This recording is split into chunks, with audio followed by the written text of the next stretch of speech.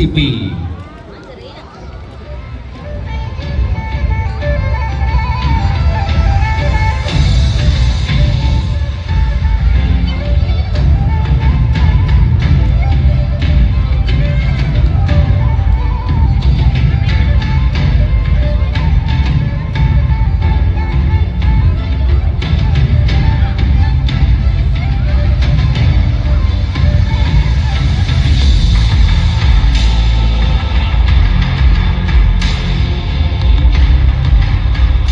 បន្ទាត់លេខ1កីឡាករសុខវឌ្ឍនៈអញ្ជើញមកពីសហព័ន្ធខ្មែរកីឡាហាទ័រ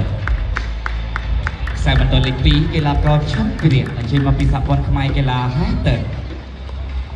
ខ្សែបន្ទាត់លេខ3កីឡាករធីវថារយុទ្ធអញ្ជើញមកពីសហព័ន្ធខ្មែរកីឡាហាទ័រខ្សែបន្ទាត់លេខ4កីឡាករប៉ាន់សុខុយអញ្ជើញមកពីសាកលវិទ្យាល័យ Western ខេត្តកណ្ដាលខ្សែបន្ទាត់លេខ6កីឡាករបើរទ្ធីអញ្ជើញមកពីសហព័ន្ធខ្មែរកីឡាហាទ័រខ្សែបន្ទាត់លេខ7កីឡាករហេតុធនរណូអញ្ជើញមកពីសហព័ន្ធខ្មែរកីឡាហាទ័រ